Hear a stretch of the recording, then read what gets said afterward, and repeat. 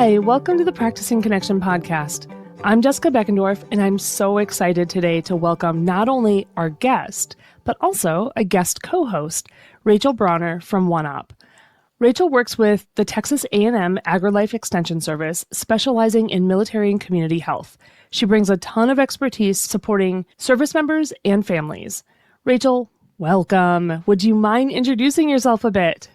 Hi, thanks for having me. Of course. As you mentioned, Jessica, I support OneOp's efforts, especially within the lifespan caregiving area, but I also serve as an extension program specialist for military and community health with Texas A&M AgriLife Extension Service, as you mentioned. And in this role, I really develop and deliver educational programs that supports providers, service members, military families, and those Department of Defense civilians. And a lot of my work really focuses on topics like Alzheimer's disease and dementia, caring for older adults and individuals with disabilities, especially those that we think about, maybe children with special healthcare needs. I also have done work surrounding mental health and alcohol and substance use. And then I also work closely with military professionals across the country to really help better understand caregiver needs and provide services that help reduce those challenges of caring maybe for either a wounded service member or, as I mentioned, those individuals with special needs. And then I've had the opportunity to really support prevention education programs throughout the state of Texas, really in those family support programs on Texas military installations. So a lot of the work that we've done here is work in partnerships with Joint Base San Antonio, Fort Bliss, and Fort Hood. So I'm just excited to be here today and help support this podcast. Yeah, one thing I didn't mention is that this is your first time on this podcast. I've been going through the different collaboration teams on all of our colleagues and collaborating on episodes like this. So I'm so happy to have you here, and you do fantastic work, Rachel. And I'm also looking forward to our conversation today. I'm also delighted to welcome our guest, Karrie Calloway. Karrie is a true bridge builder with Texas A&M AgriLife Extension Service in Harris County, where she connects agriculture, education, health, and community engagement to make a real difference. As the Texas 4-H Military Liaison, Karrie leads programs for military-connected youth and families, supporting resilience, leadership, and life skills across Texas, from military bases to local communities as well. Your experience, Karrie, I was just blown away. So she's also a certified chef and educator who creates innovative farm-to-table learning experiences for all ages, and she partners with schools and organizations to bring nutrition and garden-based education into communities. Beyond her professional, and that's only the tip of the iceberg, by the way, with Karrie. She's got a lot of really cool experience. Beyond her professional work, though, Karrie is also a military spouse and a parent, roles that further inspire her passion for serving military families and building stronger, healthier communities. Karrie, welcome to Practicing Connection. Thank you for having me. Thank you. Great introduction. Thank you. It was a really difficult one because you have so many cool background experiences. So you have mentioned in a previous conversation we had that serving people has always been heavy on your heart. So when you think about your journey into extension and this focus on military families, would you say the work found you or you found the work? The work definitely found me. I think it actually started a little bit from childhood, now that I think about it. Just, again, feeding homeless and feeding kids or giving out toys during Christmas time. And then extension finding me, it just was a heartfelt thing to kind of serve my community because I grew up doing it. Karrie, your early experiences from growing up around your journey into the extension program itself and the work that you're doing, and as Jessica mentioned, those farm-to-table practices, do you see some of the trends carrying throughout your work with the families today? Yes, I definitely do. I grew up in a family catering company. So I grew up cooking my whole life, again, serving and hospitality, and just that idea, which I didn't really know of, again, farm to table. I grew up, during summertime coming to Texas and running around large landmarks. And so just that connectivity between food and agriculture really was instilled in me as a very young child. But then to find extension that has both these pivotal things that we do to serve our community, we teach people how to cook and be healthy alongside of this agriculture production, farming and livestock and 4-H, and the idea of STEM education for youth. I think it's like a streamline of all of the things that, again, was instilled in me as a child. And so to be able to translate that and actually teach that to the community, it's very heartfelt and it's very fulfilling.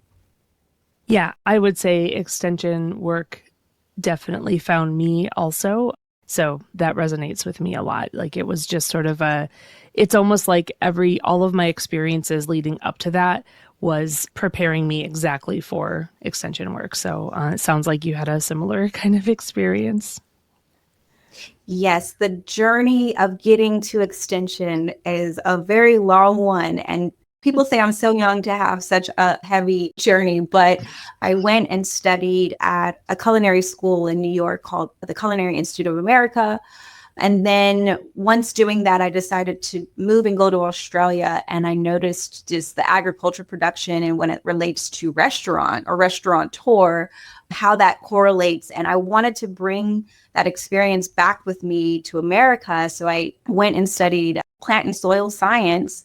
And in that journey, again, extension found me. While I was going to school, I lived in Houston. A lot of hospitality work while studying my undergrad, again, found me. And I found building out different community gardens. And just, again, while studying, I wanted to be hands-on. It was very important for me. So started building out these community gardens.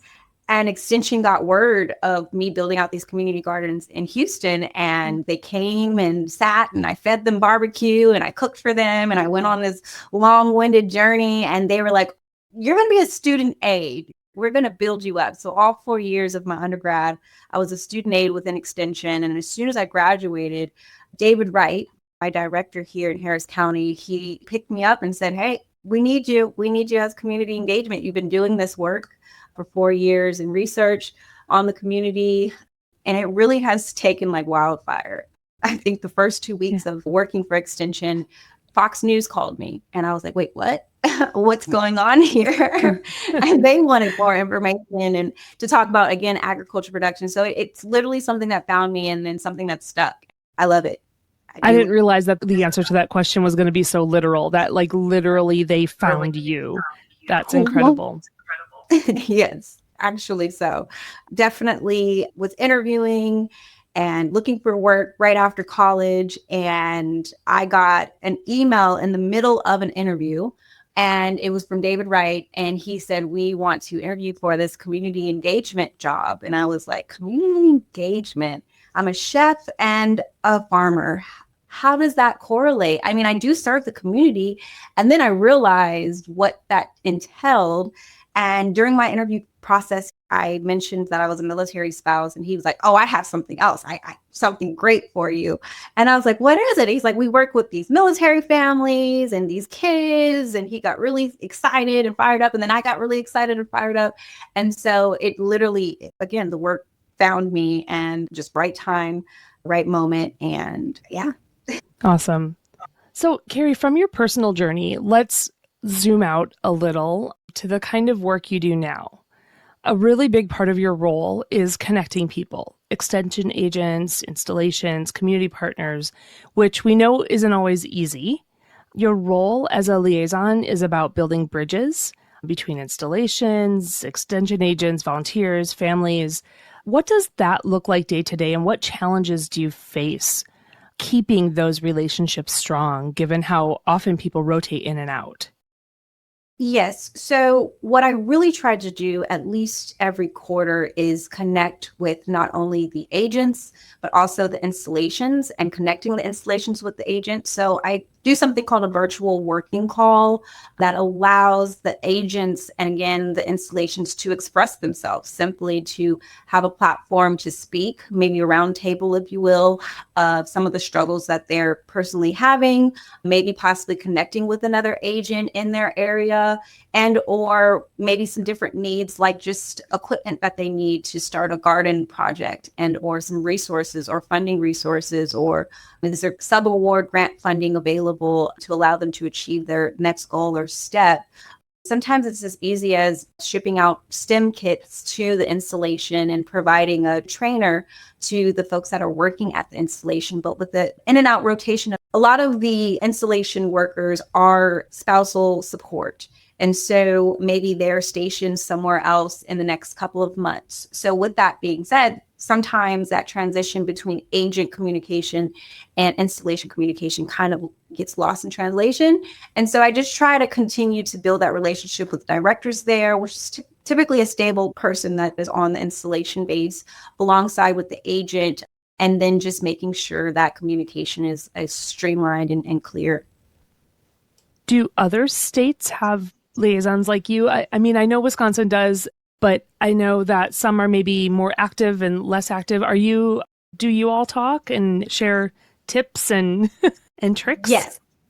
We have conferences, we have academies. Actually, one of my colleagues actually just graduated from the academy, which again is almost a 3-month training where you go to different states and you get to know each other and you get to connect with the other liaisons and or other agents that are working with military families. And so I do feel that the 4-H military partnership makes it a pretty important impact of connecting us and setting the stage for us to stay connected with each other. Because again, when you have a family that might get stationed in another state, us having that line of communication is pretty important, because maybe someone is moving to Texas and they need to connect with us to a local agent. But Texas is so big, so I have to connect them to an agent in that specific county.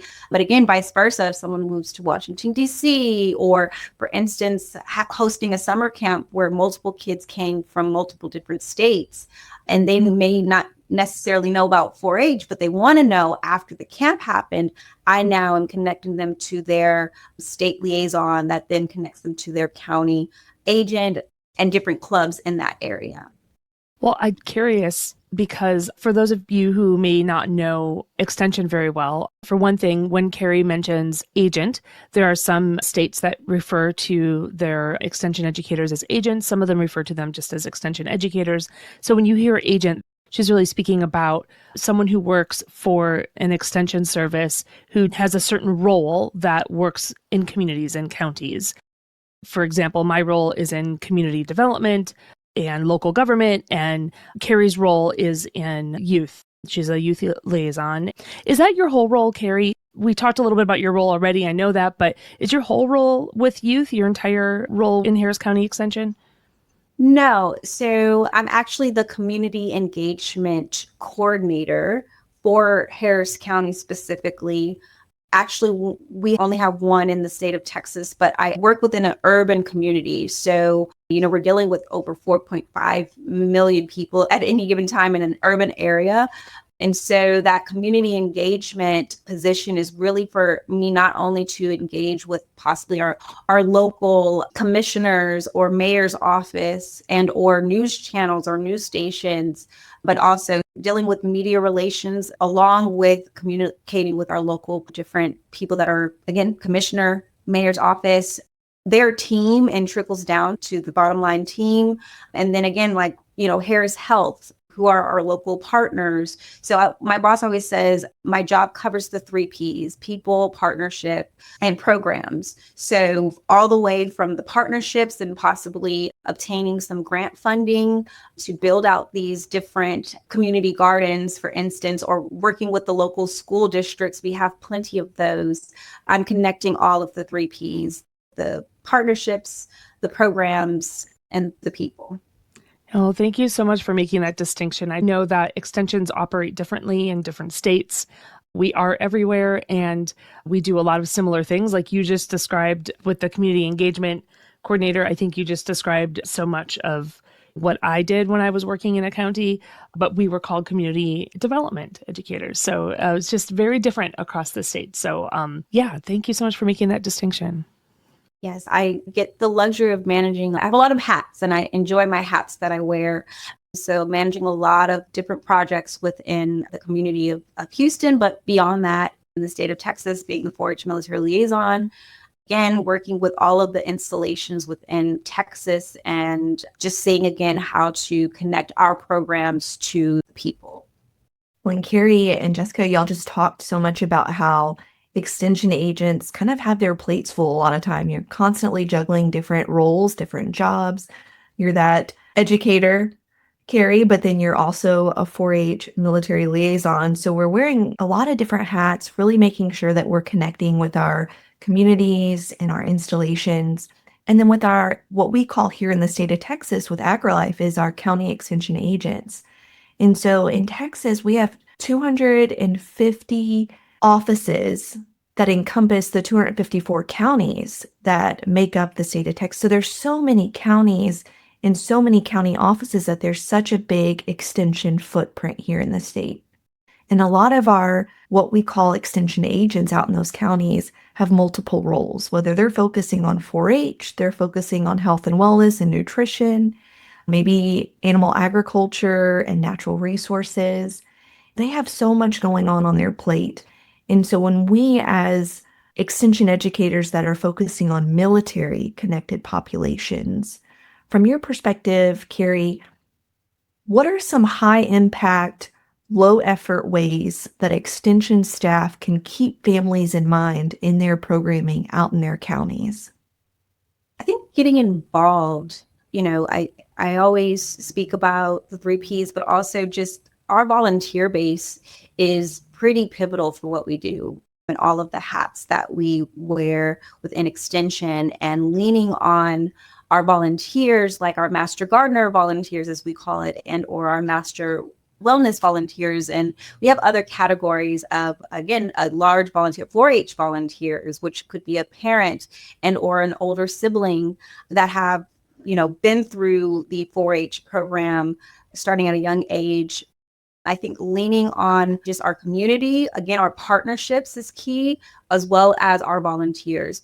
Partnerships is very, very, very important to me within extension, because we can't do it alone and we don't want to do it alone. So, maybe a partner might fulfill something that we don't necessarily do within extension, but it's still a need. So I have a community of people that come to me for all different various topics. You kind of name it, they come to me about it: financial literacy, STEM education, and something of that nature. So being able to pull on a partner or a community partner and or a volunteer that might be someone that's an expert at that particular topic. And then our experts, our specialists. We have a very large group of specialists within extension as well. And I also lean on them and their expertise because they're very knowledgeable. And that's kind of that extension of the university, right? We're extending information from the university. So from professors to specialists, all the way, again, we talked about agents in Texas, and then our volunteer base. That's kind of like the streamline of what the community can really lean on and depend on. And there's a lot of us that are willing to serve the community. But I think that that's kind of what, again, my job and my role is to figure out that streamline to support what we're trying to do with an extension. So I really want to tease out a little bit of this idea of the value of volunteers that you were talking about.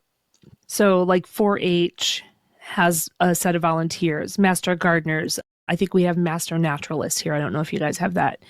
And I just heard about one too, a new one that like this model has been replicated over and over again because it's such a powerful model.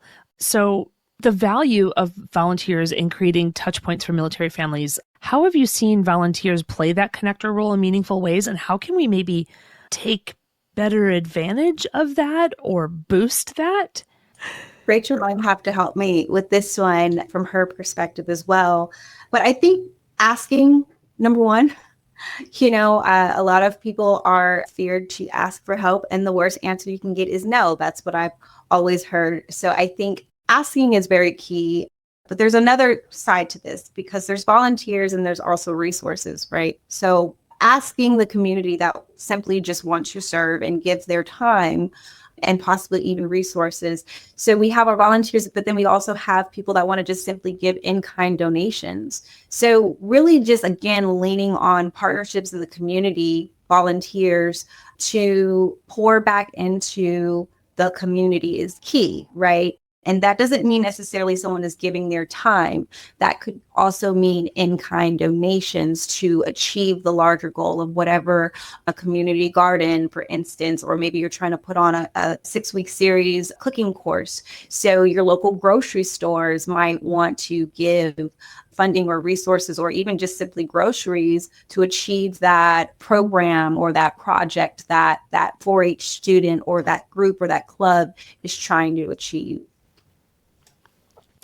I would imagine then that the volunteers in that way, because they're having so many touch points with the families, can also help the people who are putting the programs together understand what they're hearing so that maybe program adjustments can be made, or maybe program times, or, making things more convenient or making changes to it. So yeah, seems like that it's a pivotal role for two reasons: the touch points with the families, and then also gaining information for program improvements. Well, and the volunteers are just so important in making that connection with Extension and then our communities, because even though Extension has a large presence, at least here in the state of Texas, as just a reference, we can't do everything and be everywhere. And so those volunteers are so important to our programs and supports. For example, in Bexar County, where Joint Base San Antonio is located, we have a great Master Gardeners program where the county extension agent in Bexar County, where Bexar County is located in Military City, USA, in San Antonio, Texas. And so that county extension agent and their program, the Master Gardeners program, all of their volunteers, or predominantly a large population, a percentage of that volunteer group, is military connected. So they're predominantly veterans that have transitioned out, that live in that community, and they want to give back. And so we have found, or what we've seen in Bexar County, is a lot of our volunteers, those veteran volunteers, are providing a lot of peer support in those communities. So they are working closely with the installations. They're working closely outside the gates to provide support. And then because they have that military experience, they're providing a lot of peer support to the audiences that they're serving and supporting. And so this is just a great way to see an example of how our extension volunteers are supporting our military connected populations. And so we may not always ask our volunteers of who their backgrounds are, or, if they have a military experience, because we're just so excited to be able to have the support of volunteers.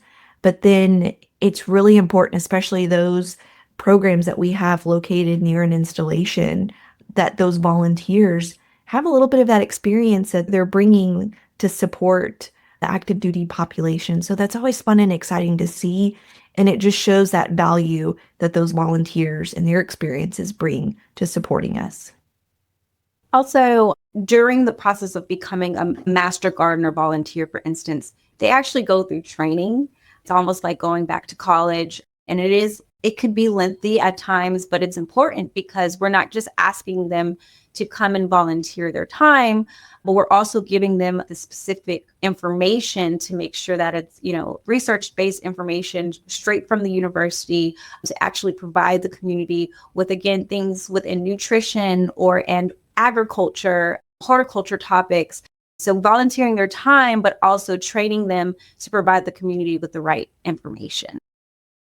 Karrie, your explanation on volunteers and extension was just really a helpful reminder of how we can extend our reach in so many powerful ways. And it connects something else to your work, because you mentioned you're based in Harris County, which is, for those that are listening, is Houston, Texas, or in the area of Houston, Texas. And it's one of the largest veteran populations here in the state. And so, of course, military service doesn't end when someone transitions out from an active duty status. And so families are still raising children. They're still facing similar challenges to their civilian counterparts and still looking for that support even when getting out of active duty. So how should Extension be thinking about how we support that transition, both during and after service? Yeah, that's a great question. Starting with really going back to just doing it, I think is very key, but also acknowledging that it's important for us to serve our families that are within active duty and transitioning into becoming a civilian or becoming a veteran. I think it's even more important for us to support our families that are transitioning into becoming a veteran, because there's a lot of that right now, right? And there will be in the next 3 years. We think of the ones that started being in the military at 18, they're now 32. I know my spouse is first sergeant and he'll be retired in 2 years, and he's already starting to think of different ways. He's a humanitarian already on his own, and so he's already in the community serving, but we have to think military have a servant heart. So they're looking for ways to serve their communities, to still feel connected to the service, right? And so that's a big thing. And it's very pivotal and important for someone that's serving in the military, because they're like a camaraderie. They're a huge family. And so then transitioning out into being civilians, they're still looking for that camaraderie.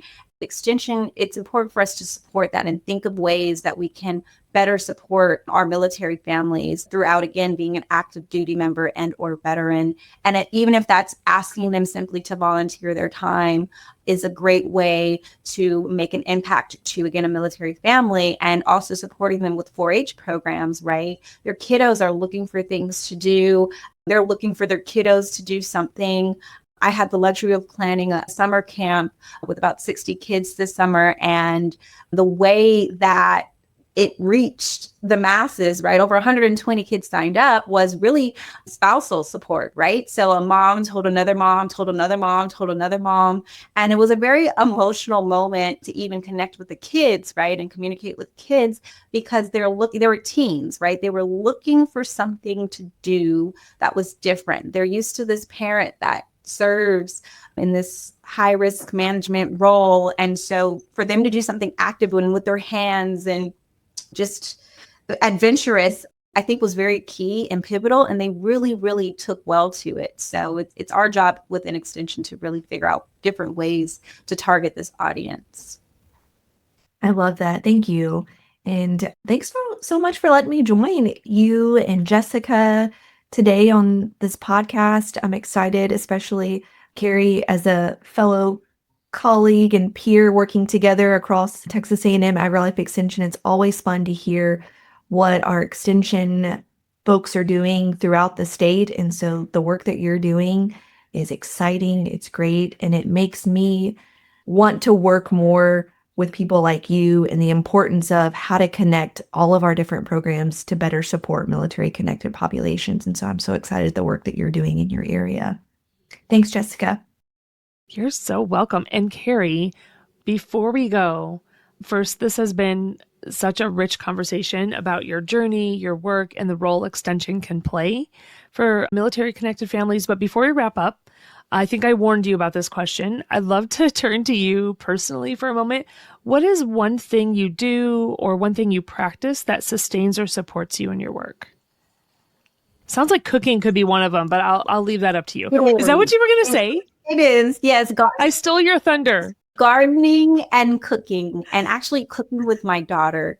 And even my spouse, her dad has taken it on full on. He's stationed in California while I'm in Texas. And so even when she goes and visits him, he cooks with her because he knows it's our thing. And it's something that really connects and bonds them. I mean, he sent me pictures of them baking cookies and all kinds of stuff I don't even do with her. And so I think cooking will always be my number one go-to. Again, growing up, my dad was a chef. The kitchen is home, and it will always be my grounding space. And gardening just kind of adds to it. Well, one thing I'll say is in the show notes, OneOp actually has a little mini course. It's called Military Culture, a guide for extension professionals. If you're an extension professional and you are looking to learn a little bit more about how you might support military families in your area, this is just a super short, I think it takes like 45 minutes to an hour to get through a short guide on how to understand military culture so that you can serve the families with a little bit more understanding. So that's it for this episode. Special thanks to our guest, Karrie Calloway, and the guest co-host, Rachel Brauner, for the first time, hopefully not the last. If you enjoyed this episode, click the share button in your podcast app to share it with a friend. We'd love to hear what you've been thinking about and what's inspiring you. You can share that with us by clicking the Send Us a Text message at the top of the description of this episode. If you're listening on a computer, you can email us at practicingconnection@oneop.org. We can't wait to hear from you. The Practicing Connection podcast is a production of OneOp and is supported by the National Institute of Food and Agriculture, U.S. Department of Agriculture, and the Office of Military Family Readiness Policy, U.S. Department of Defense, under award number 2023-48770-41333.